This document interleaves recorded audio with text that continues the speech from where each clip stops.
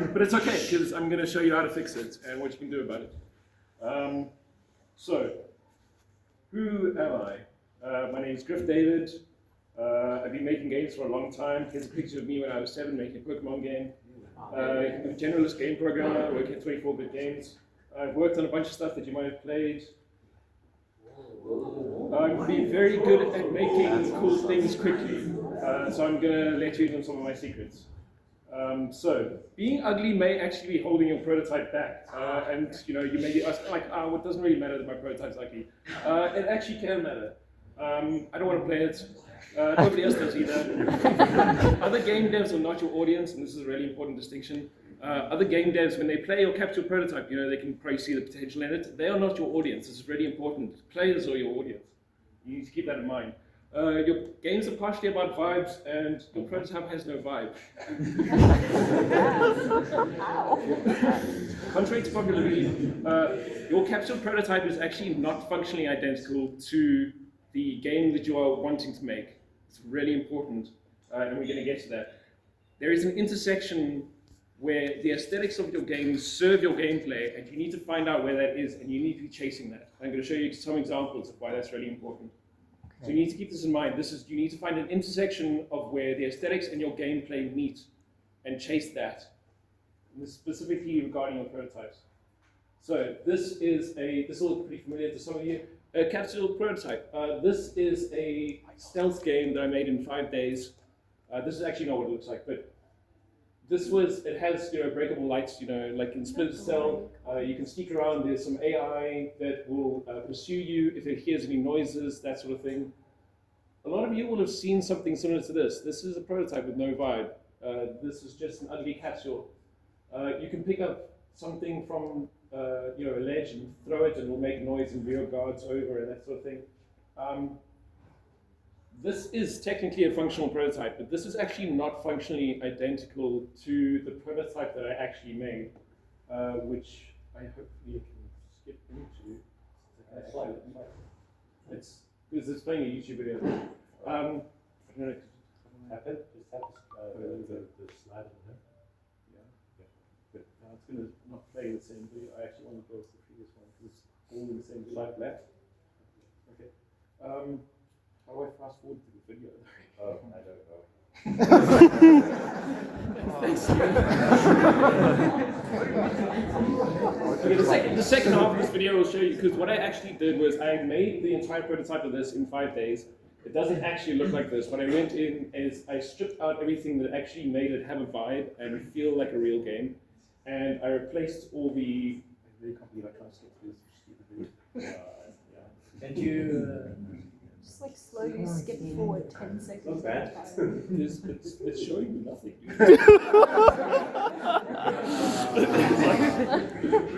Wow. Cool. I didn't know fast forwarding to a video wasn't fun. Once you hold it down, it looks really yeah, it's fine. It's fine. Don't worry about it. Okay, so I'll show you what this game actually looks like. What I did was I went in after I made it and replaced it with capsules and grey boxes and things, so you can understand why this is important. When you're playing a game like this, there we go. This is what it actually looked like. I made this in 5 days, and you can do this too. It was 5 days while I'm working a full-time job. I do this in the evenings and 2 weekends.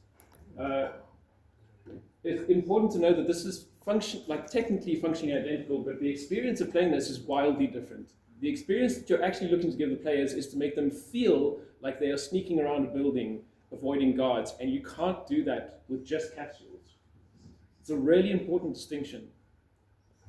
To be able to feel like you're sneaking around somewhere, that is an important part of the gameplay, is to make the player feel that way. And that is what the vibes that you should be cultivating. So, this is a horror game that I made for our internal company Game Jam in 2022. This is a 30-minute game. We made it in 30 days. It was a lot of fun. This was the first time I'd built anything complete in Unity by myself. I had some friends help me out doing writing and that sort of thing. But the point is that this has a vibe, and that if this was just a couple of capsules moving around in a grey box, that is not functionally identical. Technically it is, but what you're actually chasing is the experience of feeling like you're sneaking around a creepy room filled with cultists. That is what you're chasing. You're not actually sneaking around a room filled with capsules, and it's important to know. It's the way that the character moves and that sort of thing. Those all like contribute to what the player is feeling. And so the aesthetic of this and the sound design and everything is not secondary to the gameplay, it is the gameplay. This, I will get to this shortly, but this was another, for our internal company game jam, we made this again in 30 days. This is actually not a good game, but we'll get to that. But this had a fully voice-acted cutscene and laser swords and being able to shoot guys. Yeah, it's not a good game, but it does have a certain vibe to it. I perhaps overscoped slightly, but we'll get to that.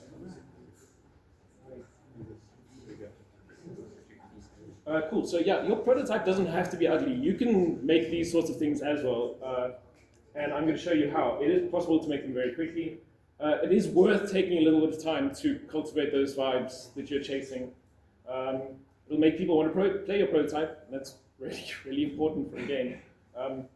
And some jank is fine, actually. You shouldn't be spending your time worrying about if the lady holding a lightsaber is like clipping through her hands. Like, you need to stop worrying about that stuff. But there is some things that you should be care about. So, how? This is a really obvious one for some people. Learn your tools. You need to actually know how to use things to be able to make things quickly. If you're constantly looking up how to do stuff, you're wasting time. You need to learn by doing, so actually go out and make cool things. You need to then reinforce your learning. You may think after having done something once, oh, I definitely know how to set up a character controller again. You may think that in the immediate, 30 minutes after you've done it, and then you go back in 2 weeks and you find, oh, all of that knowledge is completely evaporated. So you need to be constantly reinforcing the learning. Use other people's stuff. I don't mean that you should steal it. People give it to you already. You don't need to go out and steal stuff. You should hoard assets. I have a hard drive at home that's got 30 gigs of sound effects that I downloaded from a bundle like 10 years ago. And anytime that I need some little sound effect, I can just type, glass breaking into my hard drive and give me something vaguely usable. There's also something to be said for things on the internet frequently disappear. I found some really cool FPS animations last year, and I was like, cool, these are going to be there forever. And I went back like 2 weeks later, and they were gone. It was a villain moment for me. Don't be too fussy. You should use what is around. You can't be too fussy when making a prototype. And yeah, this is really important. You need to be actually making a game if that's what you want to do. Don't be spending your time making assets. Use other people's stuff until you know that the thing that you're making is worth doing properly and taking time to make your own assets. You want to make games, not assets. Yeah, if you can often fix things that don't work perfectly, and I'm going to show you an example shortly. If something doesn't work perfectly, you have the ability to fix that. So here is an example. This is a very low poly guy that I threw up into Blender, and wasn't super usable in its state. It's not actually what I wanted, but if you know enough, you should learn some Blender. It's really important. You don't need to be a master. You're just enough to get by. Adding loop cuts, reprojecting some UVs, scaling, rotating, using materials, etc. And I will provide links to a lot of the stuff that I talk about here at the end, so you can. I have a big document that's full of a ton of useful links and links to resources that you can use as well, and assets and that sort of thing, and so we'll get to that. This is a video of, I wanted to have John David Washington in my game, my stealth game. So this took 11 minutes to take that original boring model and to reproject John David Washington onto it. This is a time lapse of 11 minutes that's been condensed into 30 seconds. So if you can learn some Blender, you should absolutely go and do that, because you can do something like this, and some of you get that John David Washington in your game. So much time modeling. There you go. Yeah, use Mixamo for your rigging. If you don't know about this, you are seriously missing out and wasting time. You really need to know about Mixamo. If you aren't using it, it has an automatic magical rigging tool that is, I can't believe it exists. You need to go and use that. The Mixamo skeleton is compatible with a ton of stuff. You can just drop it into Unity or drop it into Unreal. And even if you drop it into Unreal, Unreal has an IK retargeting system, which is basically 2 buttons that is compatible with the Mixamo skeleton. And you should absolutely be using it. It has hundreds and hundreds of animations you can use with that. It's just some simple combat ones or conversations between NPCs and that sort of thing, jumping down, mantling things. Please go and look at Mixamo. It is one of the best resources out there. Has combat, locomotion, dialogue, etc. You should, and I'll provide you links at the end again. So here is an example of how Mixamo works. If you haven't seen this before, I'm hoping to inspire you to go and use Mixamo. This is the whole process of rigging a character, like a humanoid character in Mixamo, is dragging and dropping a zip file into there. You place a few nodes on the character, and then you hit next, and it rigs it for you automatically. And you can suddenly just use all the animations that Mixamo had. Please go and use this resource. It's incredible. So it does a little bit of auto rigging, and now we have John Dev watching it, and he's animated. There you go. So please go and use Mixamo. Cool. So using animation retargeting, this is a big part of Unreal's workflow. It does exist in Unity as well. I find that Unreal's one is particularly intuitive. It's so easy to use. It allows you to copy animations from one mesh to another. So if you have some assets that you've gotten from the asset store that are animated, you can just retarget those animations directly onto whatever humanoid mesh you have lying around, or whatever humanoid mesh you want to use. Yeah, so you can do it for all sorts of things. Unreal is particularly good at it. Yeah, stop wasting your time. I guess is the big theme of the story. Don't waste your time. In Unreal, it's literally 2 buttons. It's pretty magical, and you should go and use it. Yeah, and I'll have links to some cool free FPS animations at the end for you as well. Use some sound in your prototype. I'm sure like a lot of you have had the experience of putting some sound effects in a game, and you go, oh, like this suddenly feels like a real game, and it suddenly brings things together and makes it feel like it matters. But they also don't matter that much, so you need to be careful about where you're focusing your time. If you are making a fighting game, don't bother putting in the footstep sound effects. If you're making a stealth game, you should be adding footstep sound effects. And so you need to be careful about where you're focusing your time on those sorts of things. Some sounds just provide good player feedback, whether that is a swiping sword animation, and if it misses, it plays a whooshing sound as opposed to like a clanging sound. Those are important bits of feedback, but you need to be targeted about where you're spending that time. They help set the tone. So in the horror game that I showed earlier, some creepy background music really sort of pulled the whole thing together, and that's important. Use version control, please, I'm begging you. Google Drive is not version control. You need to stop. Learn some Git. I'll have resources for you to learn some Git at the end that provides you with some free software and some useful links to learn how to use it properly. Git and version control allows you to sort of time travel per file. So you can go back and, if you messed up a file so badly and it's going to take you 2 hours to fix it, just go back to the previous version. Don't waste your time doing that. And that's what version control is great for. Or if you decide that whatever you had 6 months ago was better, you can go back to that. And you should be using version control. Yeah, I'll provide some links to some easy software. Seriously, guys, version control. Like Google Drive is not version control software. And yeah, links at the end.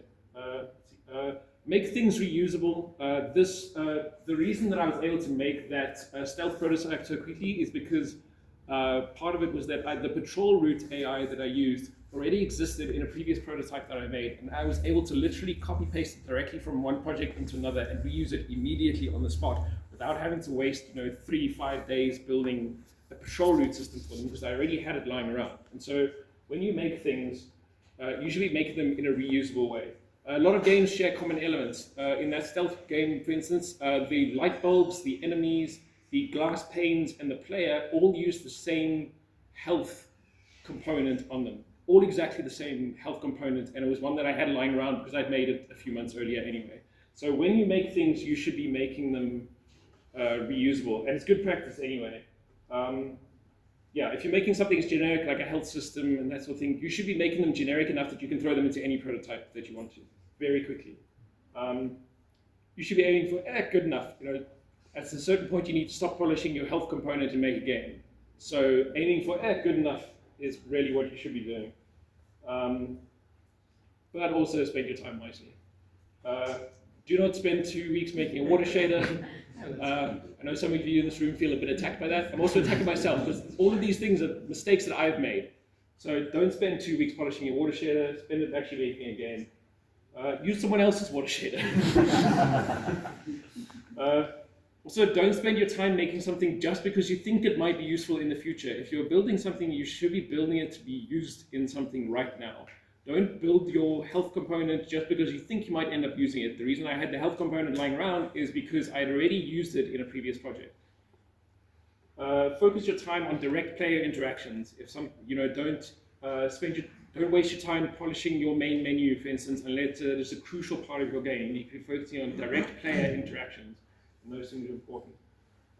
You need to constantly be asking yourself what actually matters for the game experience that I'm trying to create here, and that's again where it comes in to find out where the intersection of the aesthetics of what you're trying to create and the gameplay intersect.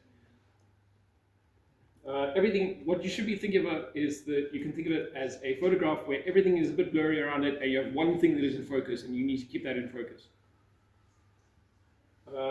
Fidelity is not the same as cohesion. This is really important. Your assets just need to kind of fit together in the same world. It's not super important, but I'll show you some examples now. That doesn't mean that they need to actually be high quality. This is a shotgun model that I found on Sketchfab. This is free. You can just go and download this off of Sketchfab and use it. And you can also use this one. The thing is, though, that if you use the one on the left, you need to be sure that whatever else you throw into your prototype will fit together with that. Both of these take exactly the same amount of effort to use in your game. Exactly the same. You can drop one of these into Unreal and get it into your game immediately, and the same with this. But you need to make sure that whatever you end up using all fit together in the same cohesive world that you're trying to build. You need to set deadlines for yourself. This is also pretty important. If you don't have a deadline, you may end up just, you wake up and you're like, I don't really want to, or deadlines provide some motivation and they help keep you moving.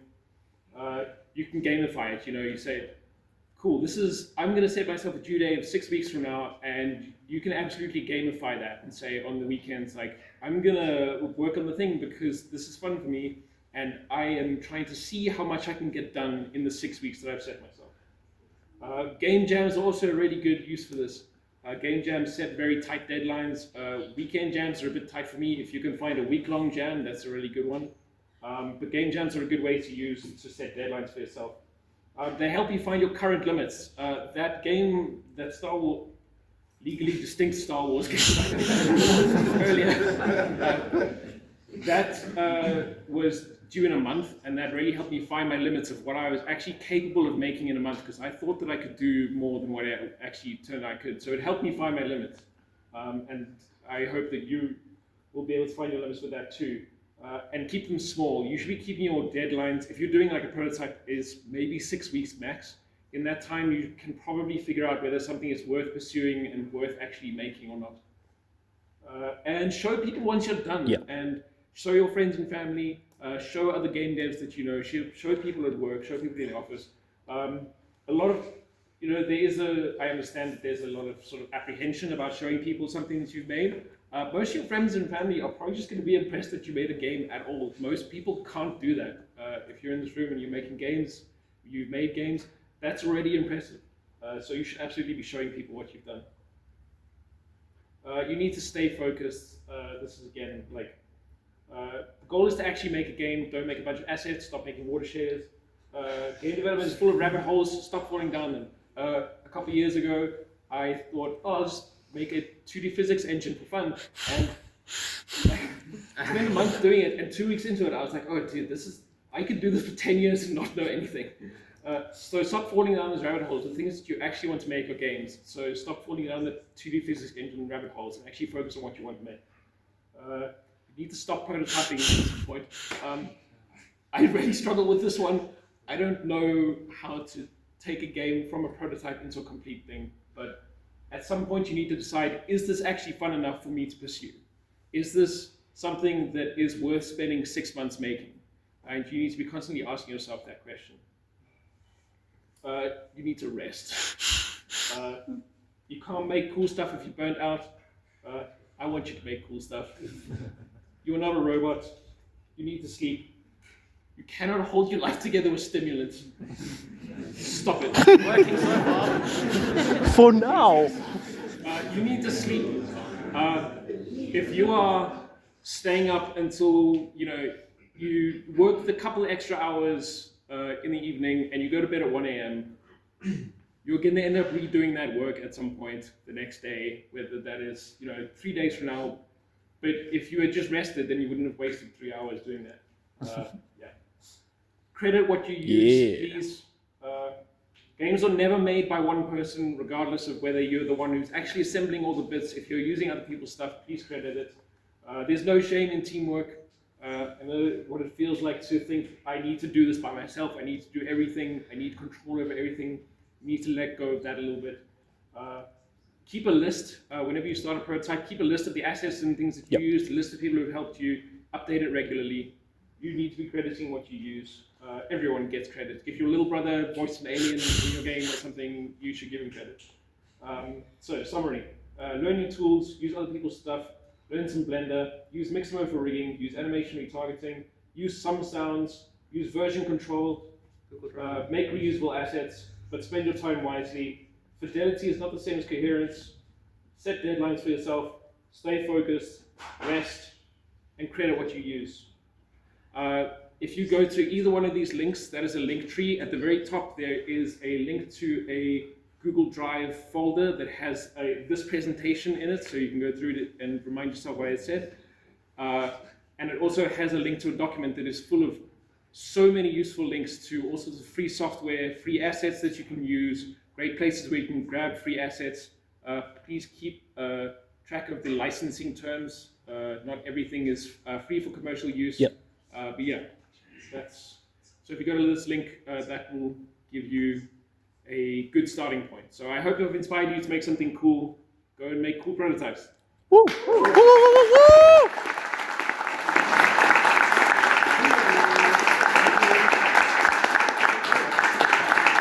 If you have any questions afterwards, you can come and find me and have a chat to me outside. Yeah, unfortunately, no time for questions. Cool.